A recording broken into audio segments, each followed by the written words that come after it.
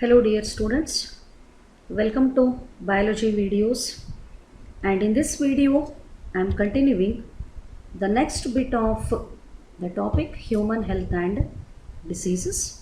Let us move to the details.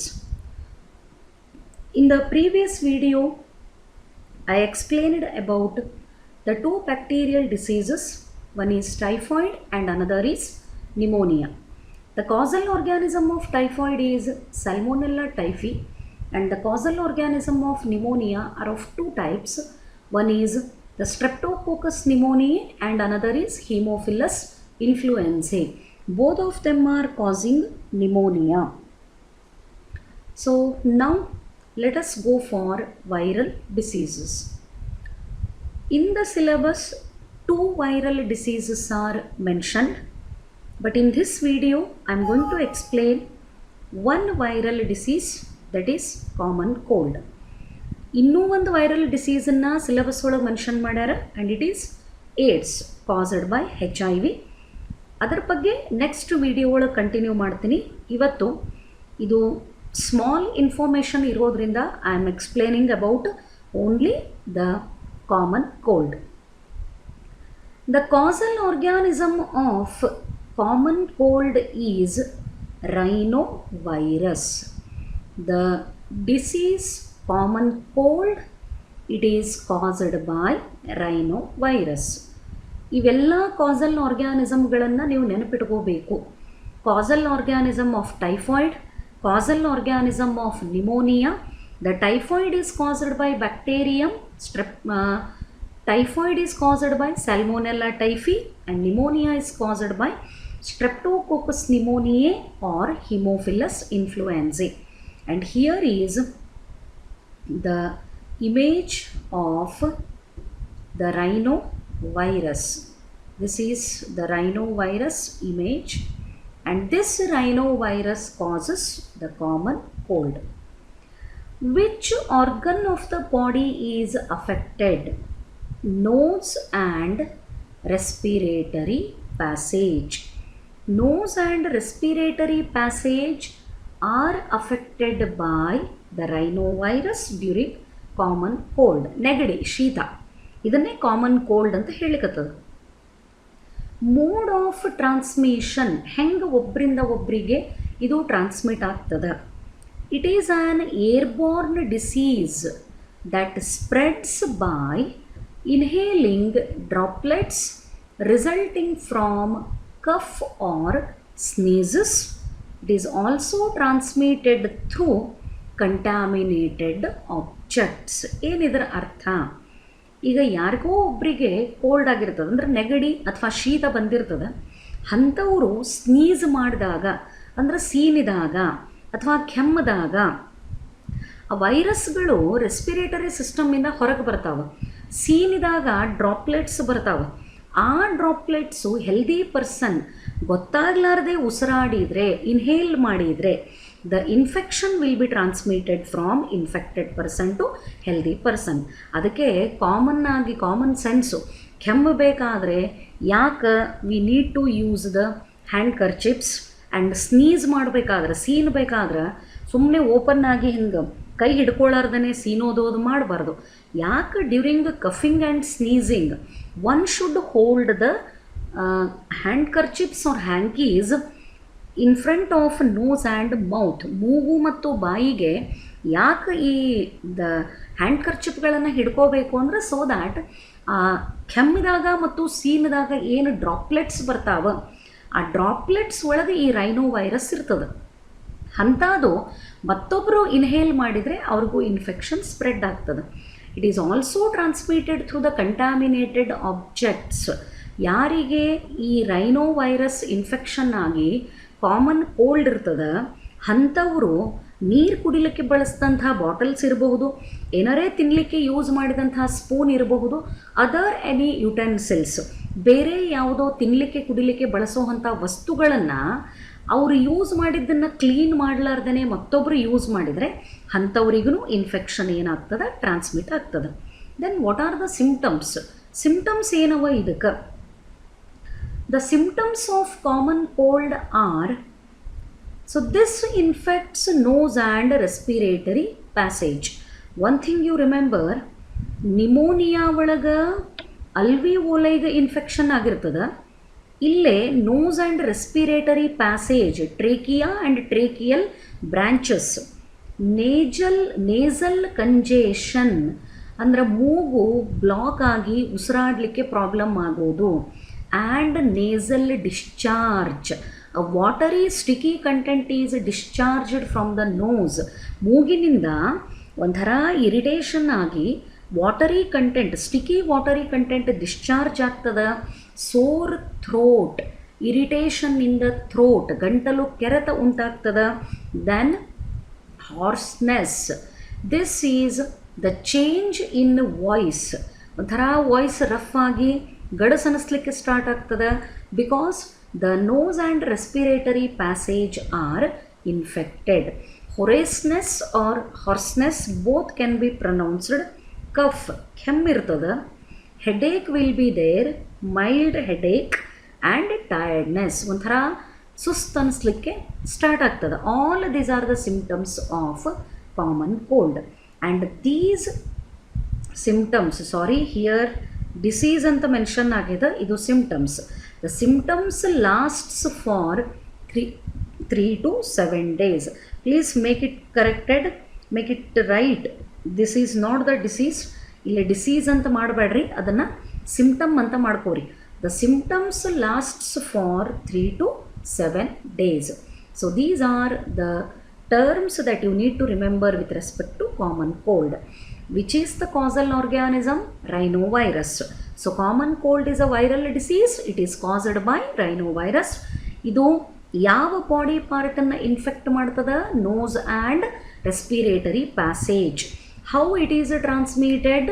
From the droplets through the cough and sneezing and transmitted through contaminated objects. Symptoms ಏನವ?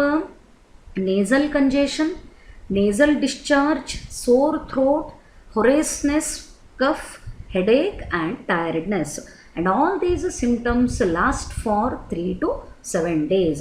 Minimum ನೆಗಡಿ ಬಂದರೆ 3ರಿಂದ 1 ವಾರದ ತನಕ ಹೋಗಂಗಿಲ್ಲ. ಬರ್ತಾ ಬರ್ತಾ ಸಿಂಪ್ಟಮ್ಸು ರೆಡ್ಯೂಸ್ ಆಕ್ಕೋತ ಹೋಗ್ತಾವ. ಸೊ ದ ಡೇಸ್, ಎಷ್ಟು ದಿನ ಈ ಸಿಂಪ್ಟಮ್ಸು ಉಳಿತಾವ? For 3 to 7 days. Again I am reminding you, please make it corrected. ಈ ಡಿಸೀಸ್ ಅಂತ ಬರಿಬೇಡ್ರಿ, ಇಲ್ಲಿ ಬರ್ಕೋಬೇಡ್ರಿ. Instead of disease the symptoms last for ಅಂತ ಮಾಡ್ರಿ. The symptoms last for 3 to 7 days. Then moving to the next one, helminth disease, ಹುಳಗಳು. Helminth, platyhelminth and aschelminth, both of them are causing the diseases. But ಈ topic ಒಳಗೆ ನೀವು ಅಸ್ಕಿ ಹೆಲ್ಮೆಂತ್ ಒಳಗೆ ಬರೋ ಅಂಥ ವರ್ಮ್ಸಿಂದ ಯಾವ ಡಿಸೀಸ್ ಬರ್ತದೆ ಅಂತ ಸ್ಟಡಿ ಮಾಡ್ತೀರಿ. ಸೊ ಹೆಲ್ಮೆಂತ್ ಡಿಸೀಸ್ ಒಳಗೆ 2 ಮೆನ್ಷನ್ ಮಾಡ್ಯಾರ ಸಿಲೆಬಸ್ ಒಳಗೆ. ಆ್ಯಂಡ್ ಇದು even it is very important for practical also. ಇದು ಪ್ರಾಕ್ಟಿಕಲ್ ಒಳಗೂ ನಿಮಗೆ ಭಾಳ ಹೆಲ್ಪ್ ಮಾಡುವಂಥ question. So this one is very important. Ascariasis. The pathogen of ascariasis is ascaris. Ascariasis is caused by ascaris. ಜಂತು ಹುಳ ಅಂತೇನು ಕರೀತೀರಿ, it is nothing but ascaris, commonly called intestinal parasite because it resides in the intestine. Organ affected is intestine of man. Typhoid ಒಳಗನು intestine will be the affected organ. Ascariasis ಒಳಗೂ ನೋಡ್ರಿ, one thing let me clear. Disease spelling ಬರೀಬೇಕಾದ್ರೆ ascariasis ಅಂತ ಬರೀಬೇಕು. ಯಾವುದರಿಂದ ಬರ್ತದ castle ಆರ್ಗ್ಯಾನಿಸಮನ್ನು ಬರೀಬೇಕಾದ್ರೆ ಅಸ್ಕ್ಯಾರಿಸ್ ಅಂತ ಬರೀಬೇಕು. The organ of the body affected is intestine of man. Mode of transmission ಹೆಂಗೆ ಒಬ್ಬರಿಂದ ಒಬ್ಬರಿಗೆ ಬರ್ತದ? It spreads via, means through the contaminated food and water containing eggs of parasites, particularly fruits and vegetables. Say for example, a person is having the infection of ascaris. ಒಬ್ಬ ಮನುಷ್ಯನಿಗೆ already ಅಸ್ಕ್ಯಾರಿಸಿಂದ infection ಆಗ್ಯದ ಅಂತ ಇಟ್ಕೊಳ್ಳೋಣ. That person if Hi go for the use of open toilet, that means if he go for the discharge of fecal material in the open field, if that fecal material, that means undigested food material containing the eggs of ascaris, if it gets combined with the soil, if it gets combined with the water, in that case ಆ soil ಒಳಗೆ ಬೆಳೆದಂಥ vegetables ಇರಬಹುದು, fruits ಇರಬಹುದು, ಅದರ ಜೊತೆಗೆ ಈ ಪ್ಯಾರಾಸೈಟದ eggs ಏನು ಮಾಡ್ತಾವ, they are transmitted from one person to another person. So this is the mode of transmission. What are the symptoms? What are the symptoms observed during the ascariasis? Internal bleeding will be there, ಯಾಕಂದ್ರೆ ಇವು ಸಿಕ್ಕಾಪಟ್ಟೆ intestine ಒಳಗೆ multiply ಆಗ್ತಾನೆ ಹೋಗ್ತದೆ number. Muscular pain will be there, muscle cramps, muscles ಎಳ್ಕೊಂಡಂಗೆ ಆಗ್ತವ. Fever will be there, anaemia, loss of blood. Internal bleeding ಇದ್ದಾಗ blood loss ಆಗ್ತದೆ, ಬ್ಲಡ್ ಕಂಟೆಂಟ್ ಕಡಿಮೆ ಆಗೋದ್ರಿಂದ ಅನೇಮಿಕ್ ಕಂಡೀಷನ್ ಆಗ್ತದೆ. And blockage of intestinal passage. Intestine is a tube-like structure. It is highly folded. ಅಂಥ folded intestine ಏನಾಗ್ತದೆ, block ಆಗ್ತದೆ. So all these are the symptoms with respect to the study of ascariasis caused by ascaris. The organ affected is intestine of man. So this is about ascariasis. Then coming to the next one, let me explain one more thing. So here the sexual dimorphism is very clear. This one is female ascaris worm, this is male ascaris worm. The terminal part is folded like this. ಒಂದು ತುದಿ ಮೇಲ್ worm ಒಳಗೆ ಈ ಥರ fold ಆಗಿರ್ತದೆ, female ವರ್ಮಿಗೆ ಆ ಥರ folding ಇರಂಗಿಲ್ಲ. And length is also different. Female worm is longer than that of male worm. So by observing the morphology only it is possible to identify which one is the male ascaris and which one is the female ascaris. That's why I told the sexual dimorphism is very clear. ಅಂದರೆ ಈ ಆರ್ಗ್ಯಾನಿಸಮ್ಗಳನ್ನು ನೋಡಿದ ತಕ್ಷಣವೇ ಹೇಳಬಹುದು ಇದು ಮೇಲ್ ಅದನೋ ಅಥವಾ ಇದು female ಅದನೋ, based on the morphology. So ಇಲ್ಲೇ ಇದು ಫೀಮೇಲ್, ಇಟ್ ಈಸ್ ಲಾಂಗರ್, ಲೆಂತ್ನೂ ಬಹಳ ಅದ, ಆ್ಯಂಡ್ ಇಲ್ಲಿ ಫೋಲ್ಡ್ ಆಗಿಲ್ಲ, ಇದು ಒಂದು ಕಡೆಗೆ ಫೋಲ್ಡ್ ಆಗ್ಯದ, ಇದರದ್ದು ಲೆಂತ್ ಕಡಿಮೆ ಅದ, and this one is the male. So male and female ascaris, both of them are able to cause ascariasis. Then moving to the next one. This is also the helminth disease, filariasis or elephantiasis. Filariasis or elephantiasis. ಆನೆ ಕಾಲು ರೋಗ, ಫೈಲೇರಿಯಾಸಿಸ್ ಅಥವಾ ಎಲೆಫೆಂಟೈಸಿಸ್ ಹಿಂಗ್ಯಾಕೆ ಕರೀತಾರೆ? Because the man when gets the infection or the person suffering with filariasis, here you can see in the image the leg resembles, the leg swells and it resembles the leg of elephant. ಯಾವ ಮನುಷ್ಯನಿಗೆ ಈ ಫೈಲೇರಿಯಾಸಿಸ್ ಅನ್ನುವಂಥ ರೋಗ ಬರ್ತದ, ಆ ಮನುಷ್ಯನ ಕಾಲು ಆನೆ ಕಾಲ ಥರ, ಲೆಗ್ ಆಫ್ ದ ಎಲೆಫೆಂಟ್, ಆನೆ ಕಾಲಿನ ಥರ ಉಬ್ಕೋತದ. ಒಂದು ಸಾರಿ ಬಂದರೆ ಇದನ್ನು ಟ್ರೀಟ್ ಮಾಡಲಿಕ್ಕೆ ಆಗಲ್ಲ, ಪರ್ಮನೆಂಟ್ ಲೈಫ್ ಲಾಂಗ್ ಉಳ್ಕೋತದ, ದಿಸ್ ಕ್ಯಾನಾಟ್ ಬಿ ಕ್ಯೂರ್ಡ್. ಅದು ಆನೆ ಕಾಲ ಥರ ಉಬ್ಬೋದ್ರಿಂದಾನೇ ಈ ಡಿಸೀಸಿಗೆ ಏನಂತ ಕರೀತಾರೆ? This is called elephantiasis, also known as filariasis. And it is caused by the two species of filarial worms. ಇದನ್ನು ಎರಡು ಫೈಲೇರಿಯಲ್ ವರ್ಮ್ ಸ್ಪಿಸೀಸ್ಗಳು ಕಾಸ್ ಮಾಡ್ತಾವೆ. Genus name is same, wuchereria. The species ಎರಡು ಬೇರೆ ಬೇರೆ ಸ್ಪಿಸೀಸ್ ಅವ, ಒಂದು ಬ್ಯಾನ್ಕ್ರಾಫ್ಟಿ and another is malai. Exam ಒಳಗೆ name the causal organism of elephantiasis, Wuchereria bancrofti and Wuchereria malai. ಇದಕ್ಕೆ ಫೈಲೇರಿಯಲ್ ವರ್ಮ್ ಅಂತಲೂ ಕರೀತಾರೆ. ಅದಕ್ಕೇ another name of elephantiasis is filariasis. Organ affected ಯಾವುದಿರ್ತದೆ? The organ affected is lymphatic vessels of lower limbs and severe case ಒಳಗೆ genital organs, external genital organs are also infected by the filarial worm. Body ಒಳಗೆ ಎರಡು ಥರದ್ದು ಸಿಸ್ಟಮನ್ನು ನೋಡ್ತೀವಿ.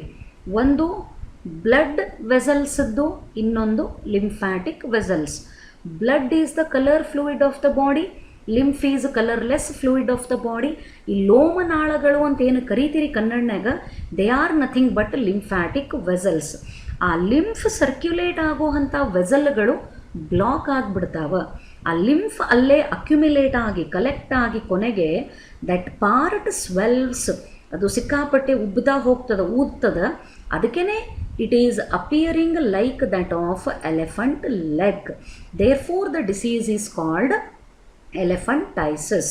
So lymphatic vessels of the lower limbs, ಕಾಲುಗಳ lymphatic ವೆಸಲ್ಗಳು block ಆಗ್ತವೆ. ಅಲ್ಲೇ ಲಿಂಫ್ ಸರ್ಕ್ಯುಲೇಟ್ ಆಗಲಾರ್ದೇ ಒಂದೇ ಕಡೆಗೆ ಅಕ್ಯುಮಿಲೇಟ್ ಆಗ್ತದೆ. ಆ ಭಾಗ ಸ್ವೆಲ್ಲಿಂಗ್ ಹಾಕೋತ ಹೋಗ್ತದೆ. And finally it appears as the leg of elephant. Hence the name of the disease is elephantiasis. The one term very important, the mode of transmission. ಇದು ಒಬ್ಬರಿಂದ ಒಬ್ಬರಿಗೆ ಬರ್ತದೆ. ಹೆಂಗೆ? By the bite of female culex mosquito. This is the vector in elephantiasis. Vector ಯಾವುದು ಡಿಸೀಸನ್ನು ಒಬ್ಬರಿಂದ ಒಬ್ಬರಿಗೆ spread ಮಾಡ್ತದೆ ಅದನ್ನು ವೆಕ್ಟರ್ ಅಂತ ಕರೀತಾರೆ. ಹೆಂಗೆ ಎಲೆಫಂಟೈಸಿಸ್ ಟ್ರಾನ್ಸ್ಮಿಟ್ ಆಗ್ತದೆ ಒಬ್ಬರಿಂದ ಒಬ್ಬರಿಗೆ? By the bite of female culex mosquito. Female culex mosquito ಯಾರಿಗೆ ಎಲೆಫಂಟೈಸಿಸ್ ಇರ್ತದೆ ಅಂಥವರಿಗೆ ಕಚ್ಚಿ, ಹೆಲ್ದಿ ಪರ್ಸನ್ನಿಗೆ ಕಚ್ಚಿದರೆ ಇದು ಆ ವರ್ಮನ್ನು ಟ್ರಾನ್ಸ್ಮಿಟ್ ಮಾಡ್ತದೆ. And the healthy person also gets the infection. Then coming to the symptoms, ಏನೇನಾಗ್ತವೆ? What are the symptoms? Fever will be there, collection of endothelial cells and metabolites in the wall of lymph vessels. Endothelial cells ಮತ್ತು metabolites ಆ lymph vessel ಒಳಗೇ collect ಆಗಲಿಕ್ಕೆ, accumulate ಆಗಲಿಕ್ಕೆ start ಆಗ್ತವೆ. As a result the swelling of the legs occur which appear as legs of the elephant. So the disease is called elephantiasis. ಅಲ್ಲೇ endothelial cells ಮತ್ತು metabolites ಎಲ್ಲವೂ lymph ವೆಸಲ್ಸ್ದು wall ಒಳಗೇ collect ಆಗಲಿಕ್ಕೆ start ಮಾಡೋದ್ರಿಂದ ಆ ಭಾಗ ಉಬ್ಬುತ್ತದೆ ಸಿಕ್ಕಾಪಟ್ಟೆ. It resembles the leg of elephant, hence it is called elephantiasis. So ಇಲ್ಲಿ ತನಕ ಒಟ್ಟು 5 ಡಿಸೀಸ್ಗಳ ಬಗ್ಗೆ ಎಕ್ಸ್ಪ್ಲನೇಷನ್ ಆಯಿತು. ಅಂದರೆ ಲಾಸ್ಟ್ ವಿಡಿಯೋ ಆ್ಯಂಡ್ ಈ ವಿಡಿಯೋ ಇನ್ಕ್ಲೂಡ್ ಮಾಡಿ typhoid, pneumonia, then common cold, one more is ascariasis and another is filariasis. ನೀವು ಈ 5 ಡಿಸೀಸ್ಗಳದ್ದು causal organism, mode of infection, organ of the body affected and symptoms ಇದ್ರದ್ದು ಒಂದು chart ಮಾಡಿಕೊಂಡು practice ಮಾಡಬೇಕು. Because ಇವು 3 ಮಾರ್ಕ್, 2 ಮಾರ್ಕ್, 1 ಮಾರ್ಕ್ 3 ಕೆಟಗರಿ ಒಳಗೆ ಬರೋವಂಥ questions. Try to make the practice of this information with respect to the diseases and their causal organisms. Rest of the things I will continue in the next video. Hope this explanation is clear for you. Thank you.